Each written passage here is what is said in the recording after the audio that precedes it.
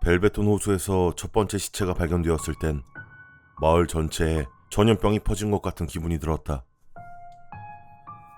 사람들은 놀랐고 두려워했고 또 긴장했다. 이 사람이 누구인지, 왜 호수에서 죽었는지, 아니면 살해를 당해서 호수에 버려진 건지 아무도 알지 못했다. 몇몇 사람들은 우리 마을 사람들 중에 범인이 있을 거라면서 두려워하기도 했다. 모두가 평범한 사람처럼 보이는 우리 마을에 사실은 평범하지 않은 사람이 숨어 있는 것이다. 죽은 사람이 누구였는지, 어디서 왔는진 나도 알 수가 없다. 그건 동네 사람들도 마찬가지일 거다. 만약에 그 사람이 누군지 안다고 해도 의심을 살까 두려워서 말하지 못할 거다. 그런데 그건 다른 시체들이 발견되기 시작했을 때도 마찬가지였다. 몇 번의 같은 사건이 반복되자 마을 사람들은 이미 시체가 발견되었다는 소식에 익숙해지고 있었다. 어떻게 보면 다행스러운 일이기도 하다. 우리 마을에서 실종된 사람은 없었고 발견된 시체들은 모두 마을 사람들이 처음 보는 얼굴이었다. 사람들은 이제 별로 두려움을 느끼지 않게 되었고 각자의 삶을 살아갔다. 이 모든 사건이 시작되었을 때 나는 67살밖에 되지 않은 어린 나이였다. 난 이 모든 것이 무엇을 의미하는지 전혀 알지 못했고 죽음의 개념조차 이해하지 못했다. 작은 마을이었기 때문에 시체와 관련한 이야기는 빠르게 퍼져나갔다. 곧 나이가 많은 형제나 누나가 있는 또래 아이들을 통해서 어린아이들까지 일련의 사건들에 대해 알게 됐다. 어른들은 그 낯선 사람들의 죽음이 별일 아닌 것처럼 행동했고 아이들은 불길함을 느꼈지만 곧 어른들과 같이 점차 무관심해져 갔다. 그렇게 몇 년이 흐르고 난 아이에서 10대가 되었다. 호수에서 시체가 발견되는 일은 멈추진 않았지만 갈수록 더 드물게 일어났다. 첫 해에만 약 12구의 시체가 발견되었다. 하지만 그때쯤에는 1년에 한두 번 정도 시체가 나오는데 그쳤고 언제나 그랬듯이 그들은 마을 사람들이 모르는 얼굴이었다. 난 왜 이런 사건들에 아무도 조치를 취하지 않는 건지, 그리고 도대체 왜 외부에 이 사건을 공론화하지 않는 건지 이해할 수 없었다. 엄만 너무나도 태연하게 아는 사람이 아닌데 일 키워서 좋을 게 뭐가 있냐면서 덤덤한 태도를 보이셨다. 우리 부모님은 손님이 많지 않은 식당을 운영하셨는데 마을에서 일어나고 있는 사건엔 별로 관심이 없으셨다. 가끔 주변 마을에서 온 낯선 사람들이 우리를 방문하곤 했지만 자주 찾아오진 않는다. 마을 사람들은 식당에 와서 외식을 하는 일이 많지 않았고 그때 나는 어려서 잘 알 수 없었지만 우리 가족은 꽤 자주 파산 위기에 놓였었던 것 같다. 내가 알 수 있는 것은 부모님이 자주 싸우셨고 우리 집 분위기는 항상 냉랭했다는 것이다. 그러던 와중 호수에서 시체가 발견되기 시작한 뒤로 마을에 천천히 변화가 찾아왔고 갑자기 우리 동네뿐 아니라 주변 지역 전체가 바뀌게 되었다. 사람들은 훨씬 더 활기차고 건강해졌고 더 행복하게 행동하게 되었다. 요식업도 호황을 누렸다. 그래서 우리 집 식당도 장사가 잘 되기 시작해서 부모님이 싸우는 모습은 잘 찾아보기 어려워졌다. 시체로 발견된 사람들과 관계가 있는 건지는 알 수 없지만 우리 가족의 삶과 마을은 확실히 점점 더 나아지고 있었다. 물론 그 사람들이 죽어서 잘된 일이라는 건 아니다. 하지만 그런 변화들은 확실히 설명하기 어려운 일이었다. 나와 내 친구들은 나이가 들면서 호기심도 점점 커졌다. 내가 16살이 되었을 때 나와 친구들은 마을 밖으로 더 자주 떠날 수 있었고 다양한 경험을 할 수 있었다. 내 친구 마이크가 운전면허증을 가장 먼저 땄고 우리는 가끔 주말에 마을에서 빠져나오곤 했다. 도심에 있는 극장에 가거나 쇼핑몰에 갈 수 있게 됐단 뜻이다. 그 말인즉 우리가 시체들이 발견되는 마을에서 자라지 않은 사람들과 처음으로 대화를 나눌 수 있게 됐단 뜻이다. 그러나 얼마 지나지 않아서 우리 마을 근처의 다른 마을에서도 뭔가 특이한 일이 일어나고 있다는 걸 알게 됐다. 모두 다른 방식으로 말이다. 아마도 그 기이한 일들은 물과 관련이 있는 것 같았다. 우리 마을과 주변 마을은 모두 같은 근원지에서 발생한 물을 사용하고 있었는데 우리 마을에 있는 벨베톤 호수에서 흘러나오는 물이 여러 줄기의 강으로 흩어져서 다른 마을까지 흐르는 시기였다. 언젠가 친구들과 함께 호숫가로 캠핑을 갔을 때 내 시각은 완전히 바뀌었다. 근처 동네에 있는 극장에서 막 돌아오던 참이었는데 나와 마이크 그리고 에반, 또 에반의 여동생인 조이와 함께였다. 우리 넷은 초등학교 때부터 친구였지만 마이크와 에반은 몇 달 전부터 연애를 시작했기 때문에 풋풋한 상태였다. 마이크는 에반이 뭔가 하고 싶다고 하면 거절하지 못했는데 그랬기 때문에 우리가 벨베톤 호수로 캠핑을 갈 수밖에 없었던 것이다. 조이는 도대체 왜 시체가 나오는 호수에서 밤을 보내고 싶어 하는 거냐면서 이해하지 못하겠다고 말했다. 에바는 어깨를 으쓱하면서 말했다. 다들 여기서 나오는 시체들이 정말 낯선 사람인지 아니면 우리 마을에 있는 어른들이 우리에게 거짓말을 하는 건지 한 번쯤 보고 싶지 않았어? 난 별로 동의하고 싶지 않았지만 왠지 설득력이 있는 말이었다. 사람들은 우리 마을에서 평생을 보내지 않았다. 다른 곳으로 이사를 가는 사람들도 많았고 그렇기 때문에 만약 누군가가 살해를 당했거나 사라졌다고 해도 확실히 알 수 없었을 것이다. 난 여전히 호수에서 잔다는 아이디어가 싫었다. 어렸을 땐 가족들과 종종 갔었던 곳인데 첫 번째 시체가 발견된 후에 우리 가족은 더 이상 그 호수를 가지 않았다. 그때 이후로 호수는 나에게 있어서 섬뜩한 장소였다. 하지만 결국 호기심을 이기지 못한 우린 모두 집으로 가서 가방을 싸고 음식을 챙겨서 호수에 캠핑을 가기로 했다.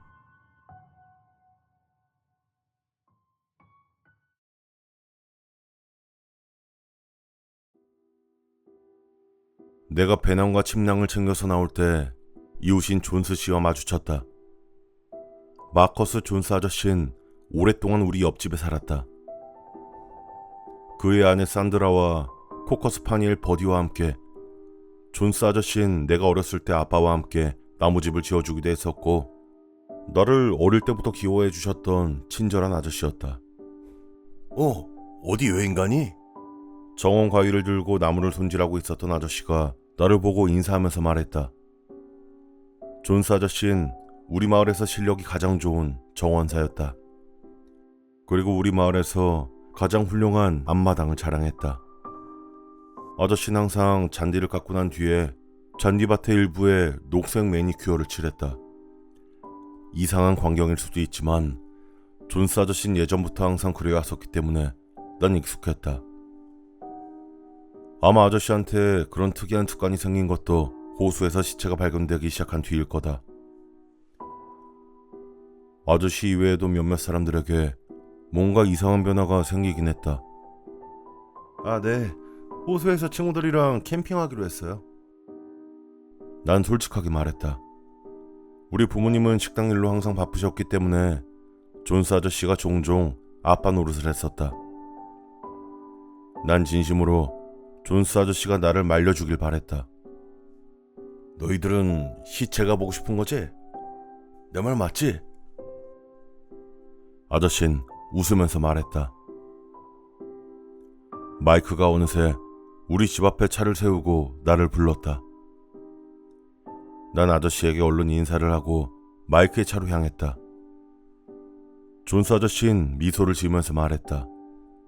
올해는 시체가 한 구도 없었지? 만약 너희들이 하늘 보게 된다면 운이 좋다고 생각해야 될 거야. 제정신이라면 아무도 죽음의 호수 근처로 캠핑을 가지 않았을 거다. 부모님도 허락하지 말았어야 한다. 하지만 여기 있는 친구들은 도무지 제정신이 아닌 것 같다. 날씨는 좋았고 호수에는 달빛이 비쳤다. 마이크가 어디선가 몰래 구해왔던 맥주도 있었고, 장소가 이 호수가 아니었더라면 정말 멋진 여름밤이었을 거다. 마이크와 에바는 텐트를 치기 시작했고, 조이와 나는 더 어두워지기 전에 땔감을 찾으러 갔다. 조이는 땅에서 나뭇가지를 주워 모으면서 에바는 요즘 뭔가 이상하게 행동하고 있다고 말했다. 난 농담이라고 생각해 웃어넘겼지만 조이의 얼굴은 무척 진지했다. 아, 그래. 아까도 꼭 시체를 발견하고 싶다고 이야기하긴 하던데 좀 소름 끼치긴 하더라.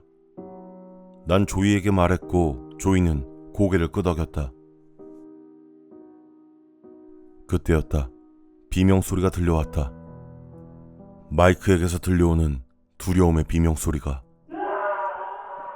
조이와 나는 즉시 달리기 시작했다. 하늘이 점점 어두워지고 있었지만 다행히 조이는 손전등을 가져왔다. 우리가 호수 옆에 가까이 갔을 때 내가 볼 수 있었던 건 땅 위에 넘어져 있는 사람의 형체와 소리를 지르면서 그를 공격하는 다른 사람의 형체였다. 난 조이의 팔을 잡았다. 우린 둘 다 같은 생각을 하고 있었다. 에반이 드디어 미쳤다고. 내가 다른 말을 하기도 전에 조이는 그녀의 오빠를 향해 뛰기 시작했고 난 어둠 속에서 서 있었다. 하지만 나도 곧 두려움을 삼키고 조이를 따라갔다. 아저씨가 할 일은 그냥 얼굴을 잘라내는 것뿐이야. 난 그게 효과가 있을 거라고 확신해. 에반의 목소리가 아니었다. 바닥에 쓰러져 있던 사람이 바로 에반이었다. 비명을 질렀던 마이크는 텐트 옆에 주저앉아 공포에 떨고 있는 상태였다. 우리 마침내 무슨 일이 벌어지고 있는지 정말로 이해할 수 있을 정도로 가까워졌다. 존스 아저씨가 에반을 밀쳐 넘어뜨린 채 날카로운 칼로 얼굴을 겨냥하고 있었다. 그는 우리를 보고도 멈추지 않았다. 오래 안 걸릴 거야, 응? 걱정 마. 얼굴만 잘라내면 돼. 얼굴만, 응? 존스 아저씨는 말했다. 조이는 생각할 틈도 없이 손에 칼을 들고 있던 존스 아저씨에게 태클을 걸었다. 온몸이 떨리고 머릿속에선 경고음이 울리는 것 같은 착각이 들었다. 마이크는 마침내 충격에서 벗어나서 이성을 찾은 것 같았고 곧 나와 함께 힘을 합쳐서 존스 아저씨를 제압하고 칼을 바닥에 떨어뜨리게 했다. 에바는 기절한 상태였는데 얼굴에 흉질 것 같은 상처가 난 걸 제외하곤 괜찮아 보였다. 아저씨 뭐 하는 짓이에요? 난 여전히 두려움과 분노에 떨며 말했다. 내가 좋아하고 믿고 있었던 이웃 아저씨가 내 가장 친한 친구 중 한 명을 죽이려고 했다. 아저씨는 우리에게 소리쳤다. 너희들은 이게 얼마나 오래된 일인지 모를 거야. 난 뭐라도 해야만 했다고. 난 말이야, 마당에 잔디가 더 이상 이쁘게 자라지도 않아갖고 매니큐어도 칠하고 있다고. 내 불쌍한 버디는 또 아파. 나아지지도 않고 있어. 사람들은 또 다시 신경질을 내기 시작했지. 무슨 말인지 이해할 수가 없었다. 너무 오래된 시간이 흘렀어. 거의 1년 동안 호수에 시체가 안 나왔다고. 상황이 안 좋은 거야, 얘들아. 이건 너희들은 아직 너무 어리니까 아직 모르겠지만 이 마을이 살아남으려면 죽은 사람들이 필요해. 응? 그래서 에반을 죽이려고 한 거냐고 마이크는 소리치면서 존스 아저씨의 가슴팍에 무릎을 꽂아 넣었다. 잘못한 일이라는 건 나도 알아. 걔는 아니지만 얼굴을 잘라내면 어떨까 하는 생각을 했어. 그치만 그 물을 쓰면 얼굴이 완전히 회복될 거야. 그러니까 우린 이 호수에 뭔가를 해야만 돼. 우린 새 시체가 필요해. 중요한 일이야. 알겠니? 난 주먹을 꽉 쥐었다. 존스 아저씨는 더 이상 칼을 가지고 있지 않았고 우리 세 명과 대치하고 있는 상태였다. 지금 가장 먼저 해야 할 건 에반을 데리고 병원에 데려가야 하는 일이었다. 어느새 우리는 호수에 너무 가까이 와 있었다. 그래서 내 발목에 물이 차오르고 있다는 것도 알지 못했다. 존스 아저씨는 에반을 호수에 바로 밀어넣으려고 했나 보다. 난 아직 쓰러져 있는 에반을 들어올리려고 했다. 그러다가 다리에 뭔가 닿는 게 느껴졌다. 나뭇가지 같은 건가 해서 쳐다봤는데 절대 잊을 수 없는 무언가가 눈에 들어왔다. 그건 시체였다. 칠랑이를 버리고 있는 사이 어느새 물에 떠내려온 시체. 그걸 봤을 때 난 왜 아저씨가 에반의 얼굴을 잘라내려고 했는지 깨닫게 됐다. 그 시체는 얼굴이 없었다. 얼굴이 잘린 건 아니었지만 그냥 존재하지 않았다. 눈과 코, 입이 있어야 할 곳에 아무것도 없었다. 머리에는 머리카락이 있었고 손과 다리는 사람과 똑같았다. 흰 가운을 걸치고 있는 상태였기 때문에 나머진 보이지 않았다. 하지만 죽은 지 얼마 되지 않은 시체로 보였다는 것은 확실했다. 새로운 시체다. 아저씨가 속삭였다. 우리는 결국 축복받았어. 난 말을 하려고 했지만 아무 말도 나오지 않았다. 지금도 난 그게 진짜가 아니라고 스스로에게 말하려 하지만 마음속으론 사실이 아니라는 것을 알고 있다. 그 시체는 확실히 진짜였고 그게 살아있을 때 모습을 보지 않은 게 행운인 것만 같았다. 하지만 솔직히 누구를 더 무서워해야 할지 아직도 모르겠다. 그 시체인지 아니면 그런 것들 중에 하나를 만들기 위해 에반의 얼굴을 잘라낼 생각을 했던 존스 아저씨인지. 마을 사람들은 아무도 그날 존스 아저씨가 뭘 하려고 했는지 신경 쓰지 않았다. 심지어 조이와 에반의 부모님도 말이다. 정말 믿겨지지 않는 일이다.